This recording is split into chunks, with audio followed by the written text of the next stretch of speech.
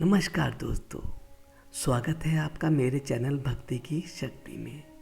आज हम बात करेंगे नवरात्रि के बारे में। जी हाँ, नवरात्रि क्यों मनाते हैं, आज इसके बारे में चर्चा करेंगे। तो चलिए नाम लेकर शुरू करते हैं आज की कहानी का पाठ। जय श्री राम, जय श्री राम, जय श्री राम।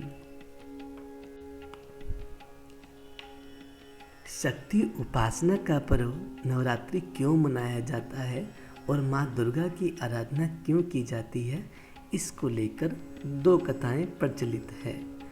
पहली कथा के बारे में बताते हैं। एक कथा के अनुसार लंका युद्ध में ब्रह्मा जी ने श्री राम से रावण वध के लिए चंडी देवी का पूजन कर देवी को प्रसन्न करने को कहा और विधि के अनुसार चंडी पूजन और हवन हेतु दुर्लभ 108 नीलकमल की व्यवस्था भी करा दी। वहीं दूसरी ओर रावण ने भी अमरत्व प्राप्त करने के लिए चंडी पाठ प्रारंभ कर दिया। यह बात पवन के माध्यम से इंद्रदेव ने श्री राम तक पहुंचा दी। इधर रावण ने मायावी तरीके से पूजा स्थल पर हवन सामग्री में से एक नीलकमल गायब करा दिया, जिससे श्री राम की पूजा बाधित हो जाए। श्री राम का संकल्प टूटता नजर आया। सभी में इस बात का भय व्याप्त हो गया कि कहीं माँ दुर्गा कुपित न हो जाए।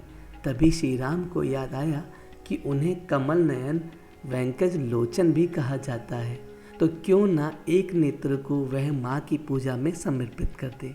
श्री राम ने जैसे ही तूणीर से अपने नेत्र को निकालना चाहा, अभी माँ प्रकट हुई और कहा कि पूजा से प्रसन्न हुई और उन्होंने विजयश्री का आशीर्वाद दिया। दूसरी तरफ रावण की पूजा के समय हनुमान जी ब्राह्मण बालक का रूप धारण कर वहां पहुंचकर पूजा कर रहे ब्राह्मणों में से एक श्लोक जया देवी भूति हरिणी में हरिणी के स्थान पर करणी उच्चारित कर दिया।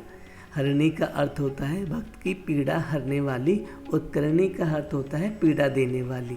इससे माँ दुर्गा रावण से नाराज हो गई और रावण को श्राप दे दिया। रावण का सर्वनाश हो गया। नवरात्रि की द्वितीय कथा के बारे में बात करते हैं। एक अन्य कथा के अनुसार महिषासुर को उसकी उपासना से खुश होकर देवता ने उसे अजय होने का वर प्रदान कर दिया था। उस वरदान को पाकर महिषासुर ने उसका दुरुपयोग करना शुरू कर दिया और नरक को स्वर्ग के द्वार तक विस्तारित कर दिया।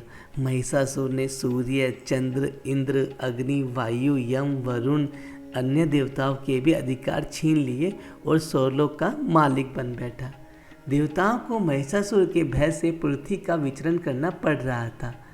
तब महिषासुर के दुशासन से क्रोधित होकर देवता ने माँ दुर्गा की रचना की। महिषासुर का वध करने के लिए देवताओं ने अपने सभी अस्त्र शस्त्र माँ दुर्गा को समर्पित कर दिए थे, जिससे वह बलवान हो गई। 9 दिनों तक उनका महिषासुर से संग्राम चला था और अंत में महिषासुर का वध करके माँ दुर्गा महिषासुरदामनी कहलाई। वर्ष में 2 बार नवरात्रि क्यों आते हैं?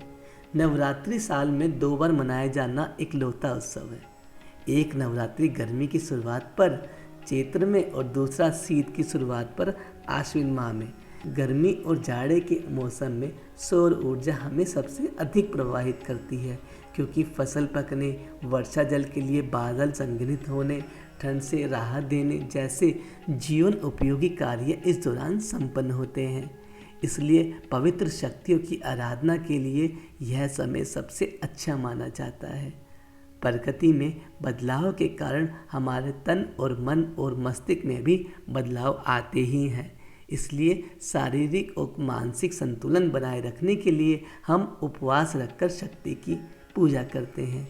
एक बार इसे सत्य और धर्म की जीत के रूप में मनाया जाता है, दूसरी बार इसे भगवान श्री राम के जन्मोत्सव के रूप में भी मनाया जाता है।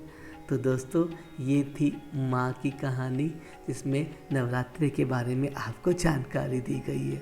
आप नवरात्रि मनाते होंगे और माँ के व्रत रखते भी होंगे, लेकिन आपको इसके पीछे की जानकारी होना भी ज़रूरी है।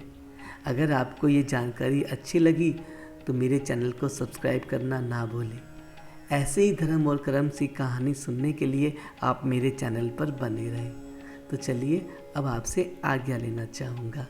तो नाम लीजिए। जय श्री राम, जय श्री राम, जय श्री राम।